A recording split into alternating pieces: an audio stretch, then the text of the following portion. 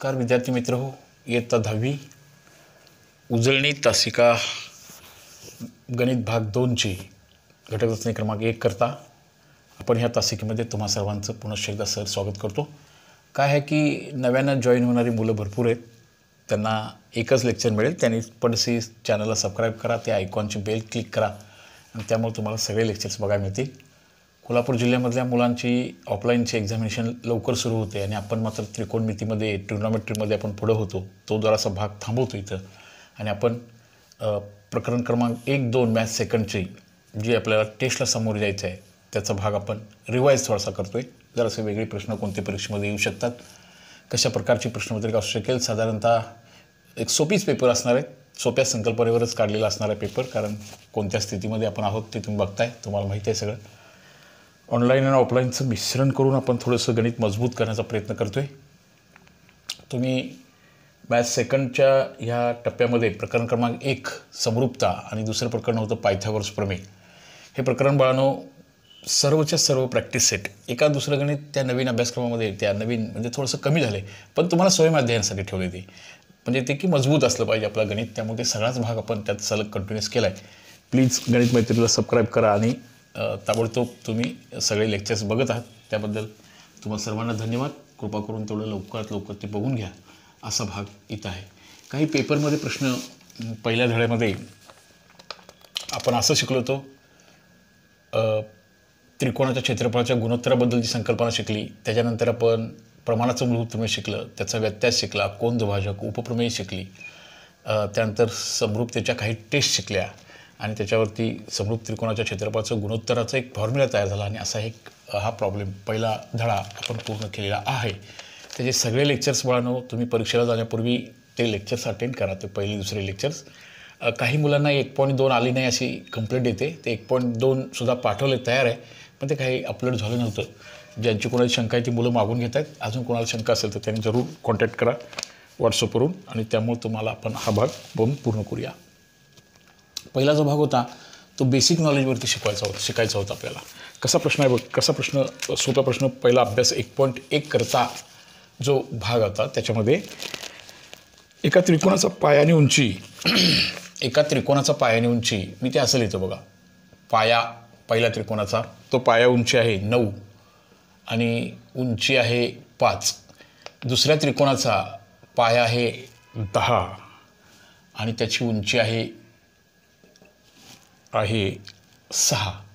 तर त्या त्रिकोणाचे क्षेत्रफळ काढा, त्या त्रिकोणाच्या क्षेत्रफळाचे गुणोत्तर काढा।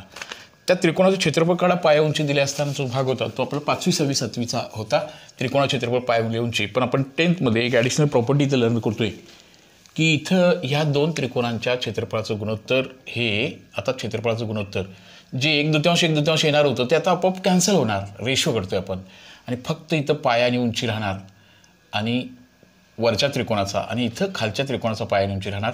इथं जे 1/2 पाया गुणिले उंची तुम्ही म्हणत होता, इथे एक 1/2 होतं आणि इथे 1/2 होतं, ते आता कॅन्सल झाले आणि हा बदल 10च्या मुलांनी स्वतःमध्ये करून घ्यायचा आहे। त्रिकोणाच्या क्षेत्रफळाचे गुणोत्तर, एरिया ऑफ ट्रायंगल, त्रिकोणाच्या क्षेत्रफळाचे गुणोत्तर असं होतं ते। फक्त इथं दिलेल्या किमती पुटअप करायच्या होत्या आणि हे प्रॉब्लेम सॉल्व्ह करायचं होतं। B1 हे जे पहिले दिलेत त्यांनी काय दिलेत बघा बरं। पहिलं इथं 9 × 5 डिवायडेड बाय 10 × 6, याचं थोडं सिम्प्लिफिकेशन करूया। बोला बोला कसं सिम्प्लिफाय करता येईल याला। 5 × 5 यस, 5 2 10 म्हणता येईल, 3 2 6, 3 3 9 म्हणता येईल। याचं उत्तर येणार बघा 3/4, 3 1 3, 2 2 4, असं त्याचं रेशो होतं।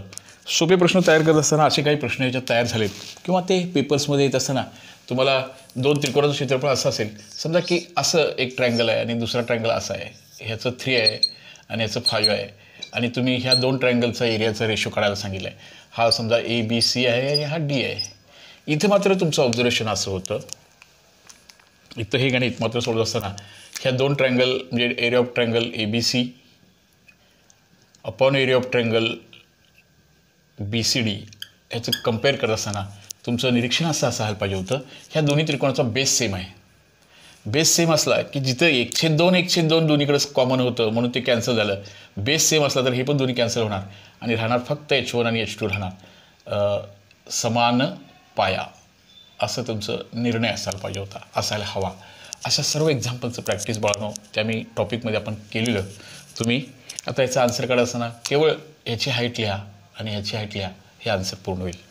पाया समान असू शकतो, उंची समान असलेल्या त्रिकोणाच्या क्षेत्रफळाबद्दल सुद्धा तुम्हाला त्याचा रिझल्ट आपल्याला करता येतो किंवा ते 2 त्रिकोणांच्या बाबतीमध्ये त्याचा रेशो आपल्याला काढता येत होता. कॉमनमध्येही काढता येईल. हाईट सेम असेल तरी त्या 2 त्रिकोणाचा रेशो हा फक्त बेसच्या प्रमाणात असतो. अशी काही सोपी एक्झाम्पल्स आपल्याला त्या अभ्यास 1.1 मध्ये होती. असा हा पहिला भाग होता. त्यानंतर सेकंडमध्ये प्रमाणाचं मूलभूत प्रमेय सुरू होतं. त्रिकोणामध्ये जर एखादी रेषा समांतर असेल तर ती इतर 2 बाजूंना प्रमाणात विभागते. ह्याचं प्रूफ बाळानं, समजा हा असा ट्रायंगल आहे डी आणि ई, तर ह्याचं जे प्रूफ होतं तेही आपण प्रूफ दॅटसाठी सुद्धा हा प्रश्न महत्त्वाचा आहे. त्याचं प्रूफ आपण समजावून घेतले. ही रेषा समांतर असेल तर ह्याचं प्रमाण सारखं राहतं. हा प्रमाण गुणोत्तराचा भाग होता पाठीमागच्या लेसनमधला. तो हा भाग आपण पुढं कंटिन्यू केला होता 8th स्टँडर्डमधला. समजा हे 3-4 असेल आणि हे 6 आणि हे दिलं नसेल तर ह्याच्या बाजूंचं प्रमाणसुद्धा सारखं असतं, असं आपण प्रमाणाच्या मूलभूत प्रमेयमध्ये शिकलो होतो. असे काही सोपे सम्स परीक्षेमध्ये तुम्हाला येतील. आणि मग ही रेषा पॅरलल आहे तर तुम्ही कसं त्याचं एक्स व्हॅल्यू कसं काढाल किंवा हे सी हे डिस्टन्स तुम्ही कसं फाइंड आउट कराल. आता तिथंसुद्धा ॲडिशनल प्रॉपर्टी आपल्याला यूज करायची आहे. ही कोणती प्रॉपर्टी यूज करणार बोला जरासं, कसं करणार बघा.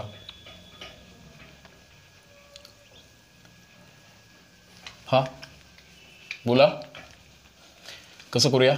सर्व नव्यानं जॉईन झालेल्या मुलांचं पुन्हा स्वागत. नवीन जॉईन दररोज होतात आणि त्या मुलांना आजचं एकच लेक्चर येतं आहे, पण त्या मुलांना साठी सांगतो आहे की पहिल्यापासूनचा सगळा भाग तुमच्यासमोर येण्यासाठी, तुम्हाला ते स्टडीला मदत करण्यासाठी तुम्ही गणित मैत्री चॅनलला सबस्क्राईब करा. इथं जे प्रमाणाचं मूळ तुम्ही असं सांगत होतं AD/DB चा रेशो हा AE/EC इतका असतो. बाळांनो आपण 9th स्टँडर्डसुद्धा व्यवस्थित पूर्ण केलं. 9वीमध्ये सुद्धा किंवा गुणोत्तर रेषा ह्या सगळ्या प्रमाणाचा विचार आपण तिथं केलेला आहे. इथं 3/4 आणि हे होणार 6/x. याचा तिरकस गुणाकार करूया. 3x = 6 × 4 असं होणार, बरोबर ना. त्यानंतर x = 6 × 4 / 3. 3 × 1 3, 3 × 2 6 अशा रीतीने याचं उत्तर 8 येणार. हा प्रमाणाच्या मूलभूत प्रमेयाचा वापर करून असं एखादं गणित आपल्याला सोपं परीक्षेमध्ये सोडवायला येणार आहे. ह्याच्यावर पुन्हा आणखी एक प्रश्न तयार होत होता. समजा हे 3-4 असेल आणि हे 6-8 असेल तर तुम्ही हे लाईन असा प्रश्न विचारला, लाईन L ही BCला पॅरलल आहे का ते ठरवा. इथं याचा रेशो 3/4 आहे, ह्याचा रेशो 6/8 म्हणजे पुन्हा तो 3/4 आहे. याचा रेशो इक्वल आहे म्हणजे ही लाईन कशी आहे सांगा बरं, ह्या BCला पॅरलल आहे. हा त्याचा व्यत्यास होता. त्या व्यत्यासामधून काही सम्स, इझी सम्स आपण त्याच्यामध्ये सॉल्व करायचे होते. असा भाग आपण हा पुढं शिकत गेलेला आहे. ह्याच्यावरती संपूर्ण एक्झाम्पल्स पाहून आपण सॉल्व केलेत ते तुम्ही जरूर बघा. त्यानंतर समरूपतेच्या काही टेस्ट तुम्हाला माहिती होत्या, SSS, SAS, AA टेस्ट. ह्या 2 टेस्टचा वापर करून तुम्ही हे ट्रायंगल सिमिलर आहेत का, सिमिलरिटी 9th स्टँडर्डमध्ये पण शिकली बाळांनो. 9वीमध्ये सुद्धा समरूपता सगळा भाग मी शिकवला आहे. तुम्ही 9वीच्याही ट्रिग्नोमेट्रीला तुम्ही जॉईन व्हा, तुम्हाला तो तास नक्की ऑब्झर्व करा. ओके बाळांनो, तर हा ह्या लेसनमध्ये इझी भाग आहे. सगळा भाग आपण पूर्ण केला आहे. प्लीज बाळांनो माझी रिक्वेस्ट आहे तुम्हाला, आमच्या गणित मैत्री चॅनलला सबस्क्राईब करा आणि आमची ताकद वाढवा. आमचा कॉन्फिडन्स थोडासा तुमच्या सबस्क्राईबेशनमुळे वाढणार आहे. तुम्ही जरूर सबस्क्राईब करा आणि पहिल्यापासूनचे लेक्चर्स अटेंड करा की जेणेकरून हे गणित शिकता येईल. आपल्याला या वर्षी अशीच ऑनलाईन आणि ऑफलाईनची कॉमन मदत घेऊन गणित शिकावं लागेल असं दिसते. तर असा हा भाग आपण पुढं समरूप त्रिकोण, बाजू प्रमाणात असणे, ह्या सगळ्या गोष्टी लर्न करत आपण पुढे गेलो होतो. तर समरूपता, सिमिलरिटी हे टेस्ट होत्या बघा. SSS टेस्ट होती की इथं समजा एक ट्रायंगल आहे, असा एक ट्रायंगल दिला आहे आणि इथं सांगितले हे 2 आहे, 2, 3, 4 असं आहे आणि हे 4, 6, 8 असं आहे. आणि मग म्हटलं की हे रेशो, हे 2 ट्रायंगल सिमिलर आहेत का. इथं याचा रेशो येणार 1/2, याचा रेशो येणार 1/2 आणि ह्याचा रेशोसुद्धा 1/2 येणार. म्हणजे हे तिन्ही साईड्स ह्याच्या प्रमाणात आहेत, म्हणून ह्या दोन ट्रायंगल्सना कसले म्हणायचे आहेत बघा बरं. हे दोन ट्रायंगल सिमिलर म्हणायचे आहेत. आणि मात्र टेस्ट होणार आहे बाळांनो SSS, बाजू बाजू बाजू. मराठीची सेमीची मुलं SSS लिहितील आणि मराठीची मुलं बाजू बाजू बाजू असे लिहितील. असा हा भाग होता. त्याच्यानंतरच्या भागामध्ये बाळांनो काही टेस्टचे ॲप्लिकेशन्स होते. तिथं टेस्टमध्ये बघा की असं दिलं जाईल, असं एखादं ट्रायंगल आहे, हे 4 आहे, हे 2 आहे, हे 6 आहे, हे 3 आहे आणि ह्याचा हा अँगल आहे, तो हा अँगल सेम आहे. आता इथं मात्र ह्याचा रेशो येणार आहे 2:1, ह्याचा रेशो येणार आहे 2:1 आणि ह्याचा अँगल आहे तो करस्पॉन्डिंग अँगल कॉन्ग्रंट आहे. त्यामुळे इथं SAS टेस्टनं हे दोन ट्रायंगल सिमिलर होणार आहेत. आलं लक्षात. एखाद्या वेळेला एकदम सोपा प्रश्न तुम्हाला असाही तयार दिला जाईल. समजा हा 30चा आहे, हा 30चा आहे, हा 90चा आहे, हा 90चा आहे.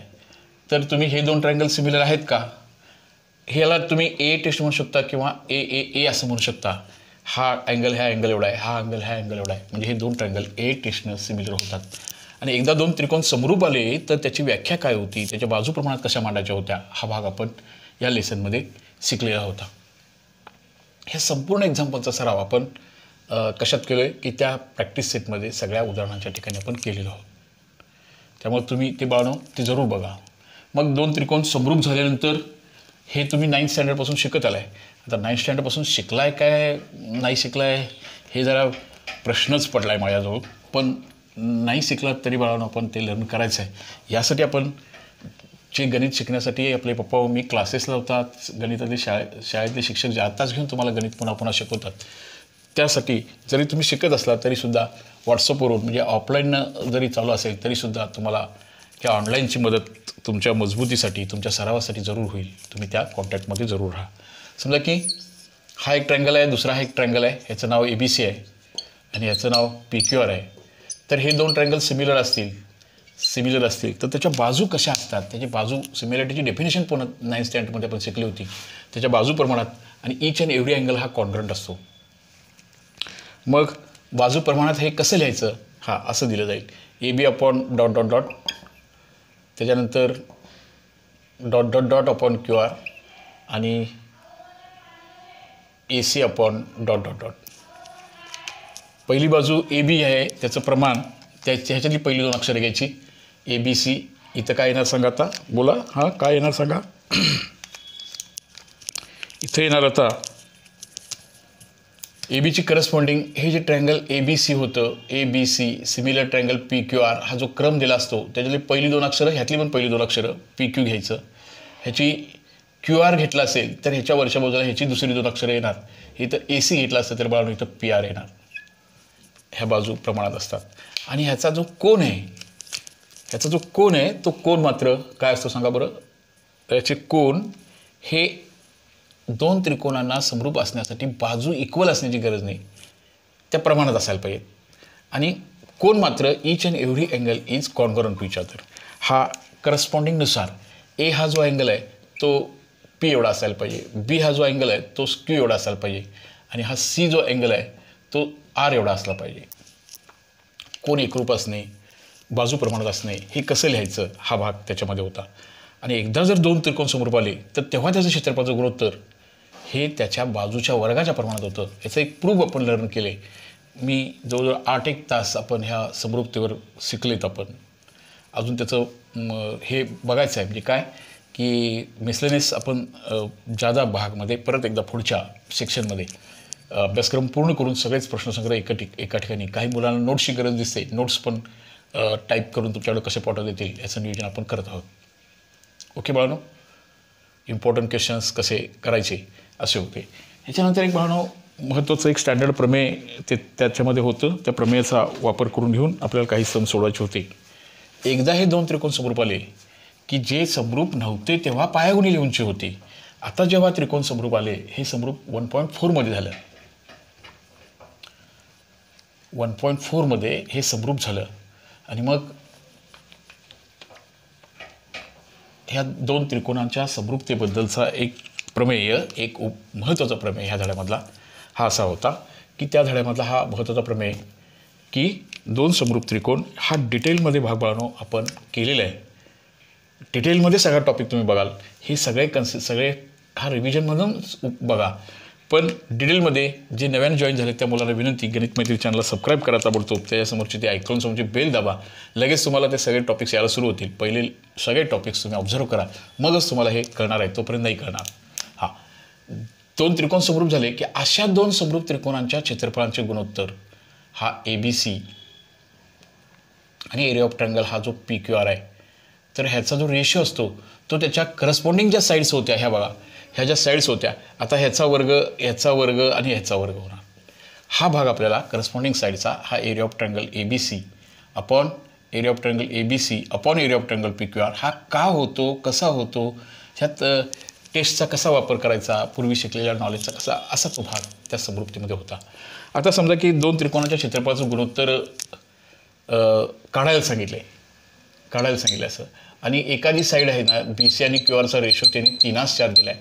आणि तर आता मात्र हे 2 ट्रायंगल सिमिलर असताना बरं का, हे ट्रायंगल 1 आणि ट्रायंगल 2 हा एकमेकांना सिमिलर आहे, त्याच्या साईडचा रेशो 3:4 आहे, आणि मग त्याचा एरियाचा रेशो काय असेल ते सॉल्व करत असताना आपल्याला असं शिकायचं होतं. हे जे साईड्स आहेत ह्या साईडच्या स्क्वेअरच्या प्रमाणामध्ये ते असतं, आणि मग त्याला आपण 3/4 bracket square that is equal to 9/16 हे त्याचा एरिया येतो. एखाद्या वेळेला ह्याचा प्रश्न असा येतो, ह्याचा एरियाचा रेशो दिला जातो. समजा की तो एरियाचा रेशो आहे 64/169 असा आहे, आणि तुम्ही त्याचे काय काढा की एरियाचा त्याचा साईडचा रेशो काढा. आता मात्र आपल्याला हे जे रेशो होतो ना, हा रेशो जो आहे तो असा लिहून घ्यायला पाहिजे. इथं हे बघा, इथं घ्यायला पाहिजे 64/169, आणि हे दिलं नाही आहे. आता आपल्याला हे काढायचं आहे, त्यामुळे याचं स्क्वेअर रूट घ्यावं लागेल, म्हणजे स्क्वेअर निघून जाईल, आणि ह्याचं हे 8/13 असं त्याचा आन्सर येईल. म्हणजे हा समरूप त्रिकोणाच्या बाजूच्या गुणोत्तराचा हा जो भाग होता तो याच्यामध्ये असा लर्न करायचा होता. समरूपता म्हणजे काय, त्रिकोणाची समरूपता म्हणजे काय, त्रिकोण समरूप आल्यानंतर त्याचं बाजूच्या वर्गाच्या प्रमाणात कसं असतं, ते कसं लिहायचं होतं, बाजू प्रमाणात कशा मांडायच्या, हे 9th स्टँडर्डमधला भाग 9व्या इयत्तेमधला सुद्धा टॉपिक्स जरूर बघा बाळांनो. तुम्हाला तुम्हाला त्याची मदतसुद्धा तुम्हाला या पुढच्या अभ्यासासाठी निश्चितपणे होणार आहे. असे काही सम्स हे सोपे असा लेसन्स आपण तो पूर्ण करत गेलो होतो. काही प्रश्न आपल्याला असे सॉल्व करायचे आहेत त्याच्यामधले. बघूया तर मग कोणत्या प्रकारचे प्रश्न पहिल्या लेसनमध्ये होऊन गेले किंवा येऊन जातील. अशा प्रकारचे हा पहिला धडा आपल्याला असा लर्न करायचा आहे. त्यातली काही महत्त्वाचे इम्पॉर्टंट क्वेश्चन्स पूर्ण करूया.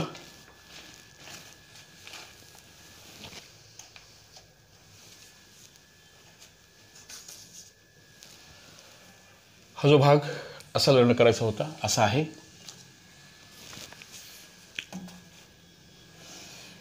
आलं लक्षात. पहिल्या धड्यामधला प्रत्येक एक्झाम्पल आपण सॉल्व करत गेलो आहे. ते फक्त आता अप्लाय करायचं राहिलं थोडंसं. तुम्ही ते पहिल्यापासून जर लेक्चर्स अटेंड केली तर तुम्हाला ते चांगल्या रीतीने समजेल अशी अपेक्षा आहे. ह्यातले प्रश्नपत्रिकेमध्ये मात्र अशा प्रकारचे क्वेश्चन्स आलेत आणि त्यामुळे आपल्याला ते सॉल्व करायचे आहेत. सगळ्या प्रूफ्स, सगळे प्रमेय पण आपण त्या टॉपिकमधली पूर्ण करत गेलो आहे. थोडासा भाग डिलेटेड भाग थोडासा आहे, पण तो तुमच्या स्वयंअध्ययनासाठी ठेवला आहे बाळांनो. त्यामुळे तुम्ही डिलीट केला नाही. थोडासा तोही भाग तुम्ही बघून घ्या, म्हणजे तुम्हाला ते सोपं जाईल असा तो भाग आपण शिकण्याचा आहे. आलं लक्षात. आता असा एक भाग आहे बघा.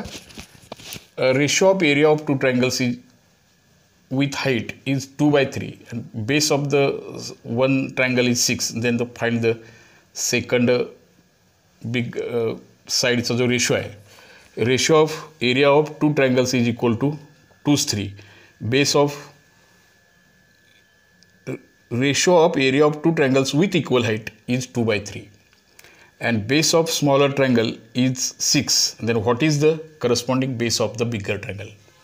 हाही प्रश्न याच्यामध्ये आहे. म्हणजे की अशा प्रकारचा प्रश्न काय बघा की ratio of 2 triangles with equal height, मराठीच्या मुलांसाठी सांगतोय, 2 सारख्या उंचीच्या 2 त्रिकोणांच्या सारखी हाईट असणाऱ्या 2 त्रिकोणांच्या क्षेत्रफळाचं गुणोत्तर 2:3 आहे.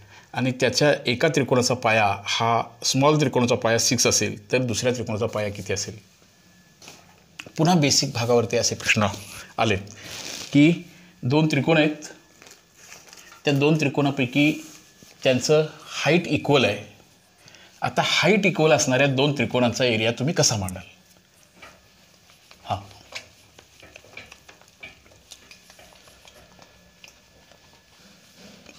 तुम्हाला अशा प्रकारचा प्रश्न परीक्षेमध्ये आला तर पडसे तुम्हाला ते क्लिक व्हावं म्हणून थोडीशी उजळणी तास आपण ह्या तासिकेपुरती घेतो आहे.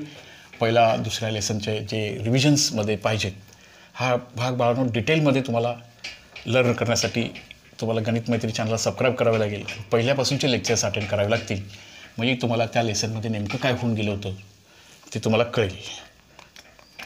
ऑनलाईन ऑफलाईनचं सुंदर मिश्रण करून आपण गणित मजबूत करूया, गणित शिकूया. मी तुमचे गणिताचे शिक्षक, ज्यांनी तुम्हाला बाळांनो तुमच्याच गणित टीचरनी तुम्हाला हे जोडले आमच्या गणित मैत्रीला, बरोबर ना? म्हणजे याचा अर्थ तेही माझ्याबरोबर आहेत आणि आपण सर्वजण एक आहोत. दोन त्रिकोणांच्या समान उंचीच्या दोन त्रिकोणांच्या क्षेत्रफळाचे गुणोत्तर समान उंचीच्या म्हणजे ह्याची उंची ही सारखी आहे आणि दोन त्रिकोणांच्या क्षेत्रफळांचे गुणोत्तर म्हणजे एरिया हा आहे 2:3. लगेच सेमी मराठीची मुलं सर इंग्लिशमध्ये जास्त होते असं म्हणतात, त्यामुळे मी मराठी आणि इंग्रजीचं कॉम्बिनेशन करण्याचा प्रयत्न करतो. सेमीच्या मुलांना मराठीमध्ये बोलतच कळतं पण मराठीच्या मुलांना इंग्रजीमध्ये बोललेलं कळत नाही. Area ratio of area of two triangles with equal height same आहे, त्याचा रेशो आहे 2:3 if the base of smaller triangle. आता हा असा एरियाचा रेशो दिल्यानंतर ह्यातला लहान ट्रायंगल कोणता असेल? सांगा बरं जरासं. असा तुमच्याजवळ प्रश्न दिला जातो. हा दोन ठिकाणी आपल्याला उपयोगी पडणार आहे, कन्स्ट्रक्शनमध्ये पण भाग उपयोगी पडणार आहे. समजा हे दोन ट्रायंगल सिमिलर आहेत, असाही प्रश्न परीक्षेमध्ये येणार आहे. ABC हा समरूप आहे किंवा असू दे किंवा नसू, त्याचा काही विषय नाही. आणि ह्याचा जो रेशो आहे ना, हे ABSPQ आहे ना, ABSPQ आहे हे 7:5 आहे. तर आत्ता ह्यातला लहान त्रिकोण कोणता? ही जी लहान बाजू आली तो लहान आणि मोठी बाजू ज्याच्यासाठी आली तो मोठा, बरोबर ना? तसं इथला जो लहान त्रिकोणाचा जो पाया आहे ह्या गणितामधला, तो लहान त्रिकोणाचा पाया आहे 6. लहान त्रिकोणाचा पाया हा 6 आहे, तर मोठ्या त्रिकोणाचा पाया किती असेल? जेव्हा आपण पहिल्याच ह्याच्यामध्ये काय शिकलेलो बघा, दोन त्रिकोणाच्या क्षेत्रफळाचं गुणोत्तर हे त्याच्या संगत पाया आणि उंची याच्या गुणाकारा इतकं असतं. Area of triangle 1 upon area of triangle 2 ह्याचा रेशो हा पाया आणि उंचीच्या प्रमाणात असतो. परंतु इथं उंची सारखी आहे. Triangles they having the height is same, equal height, therefore ते हाईटसुद्धा कॅन्सल होणार आणि राहणार. हे बघा, जे B1H1 आणि B2H2 होतं बोथ आर इक्वल असल्यामुळे हे निघून जाणार. हे बोथ आर इक्वल आणि म्हणून राहणार आहे फक्त B1. तुम्ही लिहायचं आहे फक्त B1 B2 असं लिहायचं आहे. दोन समान पायाच्या दोन समान उंचीच्या दोन त्रिकोणाच्या क्षेत्रफळाचं गुणोत्तर हे होणार आहे, फक्त पाया शिल्लक राहणार आहे. हे पुन्हा त्याचं प्रॅक्टिस करत बसायचं नाही. हे असं का घ्यायचं तर त्याचं कारण पण माहिती असू दे तुम्हाला. काय बरं हे असं काय येणार इथं? कारण समान उंची म्हणजे राहणार तो पाया. ह्याचं किंमत दिले 2/3 घेऊया. ह्या B1 B2 पैकी काय दिले? Base of the smaller triangle. हा स्मॉलर हा मोठा दिसतोय, जी मोठी बाजू आली ना हा स्मॉलर ट्रायंगल म्हणजे B1 हा जो आहे ना तो लहान त्रिकोण आणि ह्याचं काढा असं म्हणले तिने. आता पुढे वळवणं तुम्हाला माहीत आहे कसं सॉल्व करायला सांगा. हां बोला. हे 2x = 6 × 3 होणार. 2x = 6 × 3, x = 6 × 3 भागिले 2 होणार. 2 त्रिक 6 आणि 3 त्रिक 9 असं उत्तर येणार. अशा रेशो हा 9th मधला जो भाग होता त्या सराव भागाकार त्या सगळ्या 9च्या रेशो साईडचा रेशो कोण काय दिले ह्याचं नीटचं आकलन करून आपल्याला हे प्रॉब्लेम सॉल्व करायचं आहे किंवा हे सोल्युशन आपल्याला सिम्पली असं करायचे. अशा प्रश्नांना आपल्याला सामोरं जायचं आहे किंवा अशीही रिव्हिजनसाठी ह्या सर्व एक्झाम्पल्सना आपण सोडवले ते तुम्ही अटेंड करा, नीटपणे बघा. म्हणजे तुम्हाला त्या पद्धतीचं गणित तुम्हाला परीक्षेमध्ये एक्झामिनेशनमध्ये सोपाच पेपर असणार आहे आणि त्यामध्ये तुम्हाला ते सोपीच गणितं सोडवायची असणार आहे आणि मग तुम्हाला किती भाग पडसे पूर्ण करून घेता येईल. यासाठी पहिल्यापासून सर असं लेक्चर बनवून अटेंड करा म्हणजे तुम्हाला हा भाग कळत जाईल. तो तुम्हाला भाग सोल्युशन करताना तुमचा कॉन्फिडन्स नक्की तुम्हाला सॉल्व करू शकाल आणि ते पद्धतीने तुम्हाला हा भाग क्लिअर होत जाईल. आलं लक्षात बाळांनो.